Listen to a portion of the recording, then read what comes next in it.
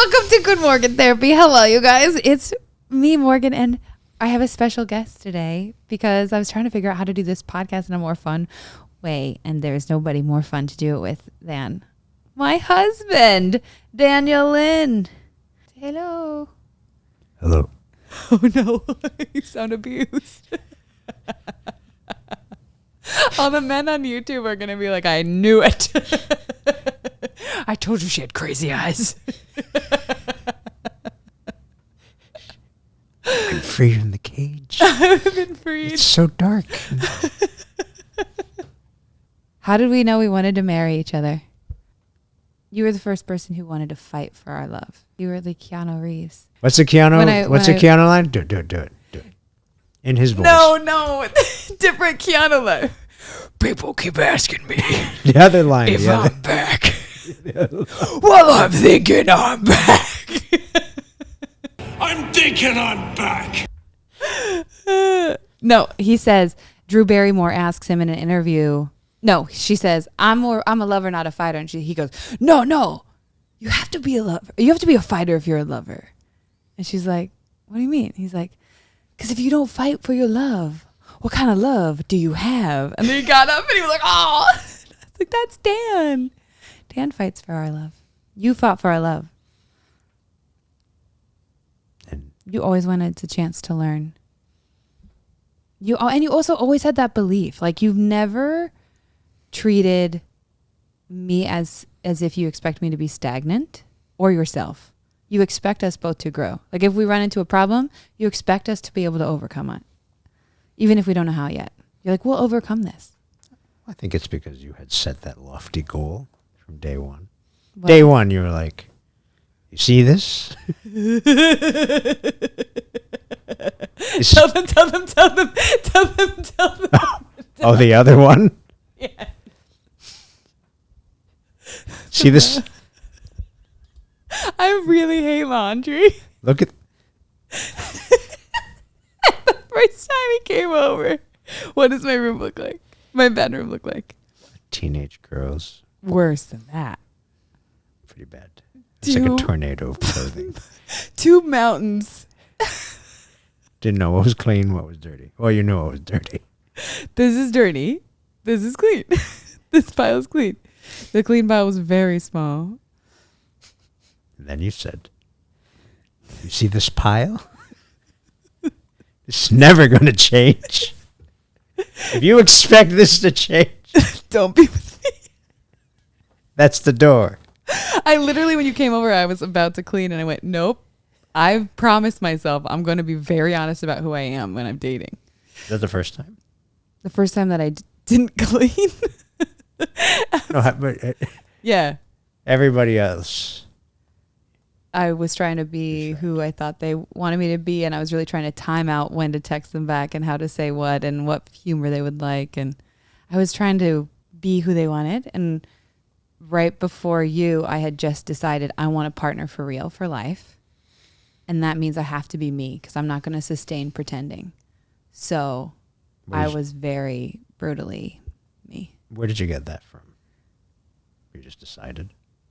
Why did I decide? Because the guy I was dating before you, which was short-lived, I ran away with it in my head instant. Within a month, I was like, I'm gonna marry this guy. I'll figure out how to get to Florida because he was in Florida. I was like, I'll move there. I'll do anything. Like, I was so in, and I stepped back from that and I went, he doesn't want this guy, which is why I was like, I think this needs to end because I know what I want now.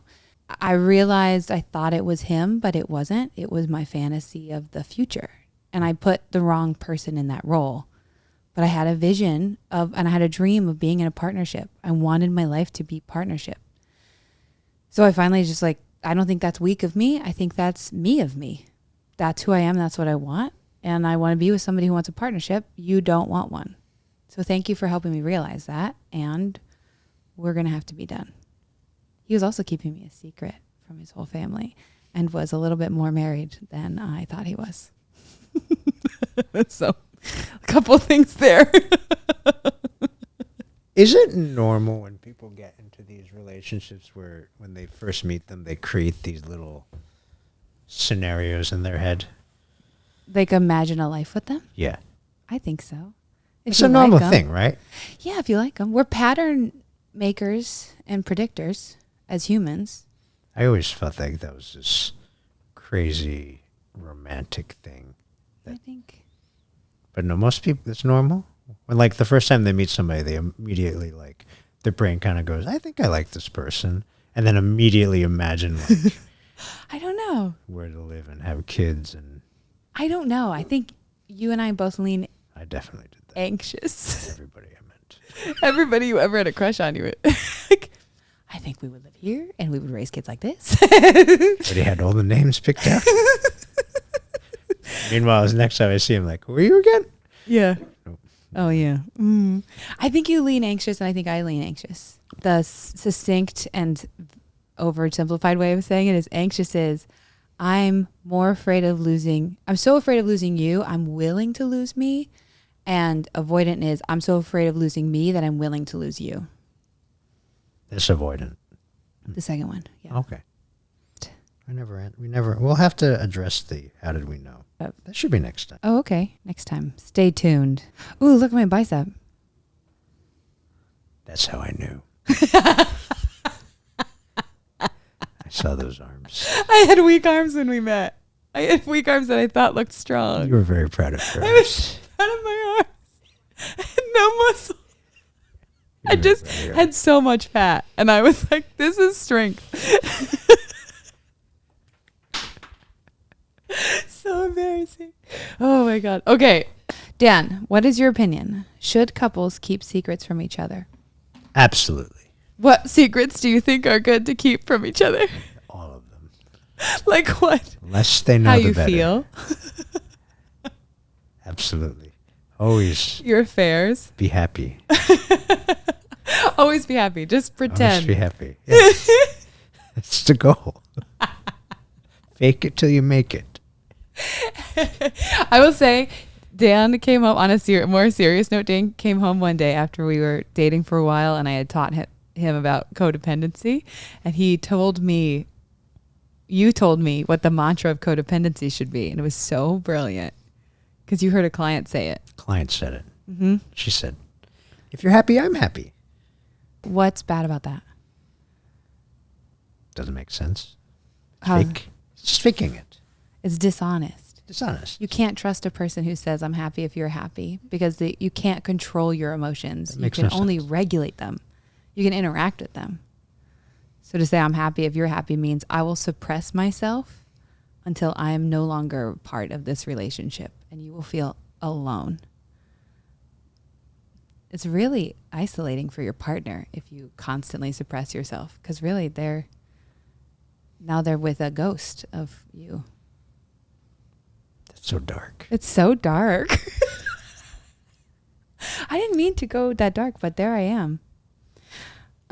Okay, but wait, for real, it's back to the secrets though. What secrets? Are there any secrets you think we should keep from each other? Is there any secret you would keep from me? No. I actually think secrets cause affairs. Yeah. I mean, that is the ultimate secret. Like affairs are secrets, right? But I think defined. secrets cause affairs. Like if I don't tell you how I'm feeling, I'm happy if you're happy. I think that causes me to cheat. Yeah, because Yeah.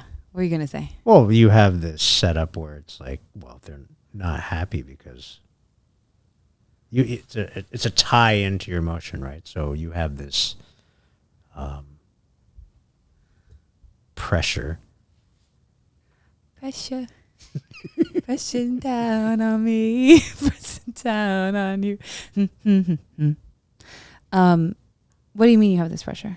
Well, yeah, I mean, it that type of phrase basically puts this pressure on you that you always have to be happy because it's inextricably tied to the other person's happiness. Yeah. So Yeah. it's unrealistic. Yeah. The other side of that is it doesn't come from nowhere. Sometimes it comes from childhood, but sometimes it comes from your partner. Like your partner won't let you be anything but happy So in order to survive the relationship, you just go, okay, I guess I'll pretend to be happy. Because you can't handle it when I'm sad, when I'm honest about my feelings, when I'm anything but happy. Yeah. We worked through that. And still working. Still working through it. But it's been incredible. This is why I love working with couples so much, is because I feel like being with you has been the most healing experience of my life. Even though I did so much self-work beforehand, I don't have the severe depressive episodes where I want to die. I don't have that with you. I haven't had that since with you. I had that one. But really, that was it. And the work that you do to, when your partner is like, okay, I want to be good at being with you when you're not happy. I'm not good at that now because of my own trauma. Like, I take your unhappiness personally, but I want to work on that. You both like get to work and heal together. And I feel like it's been such a gift. I think it's human, though. I mean, I think almost every couple has that. Yeah. Unless they're complete narcissists. And then it's worse. Then it's really bad. That is a basic human emotion. I feel like human is exactly the right word. Like, a healthy relationship is one in which human is no longer a shameful thing to be. Like, you get to embrace your unique humanity and be together, you know? You're helping me heal and allowing myself to be more human. I hope I do that for you. Yes. Sometimes I yell at you to let me be more human. Yes. Anything else that's exciting to you to say, to do? Babies. I'm pregnant. I'm pregnant. Wait, that's true. I am pregnant. What? Don't do this. Wait. Do it for real. Really? No, really do it. Really pretend. What? Okay. No, it's too late. I'm pregnant. What?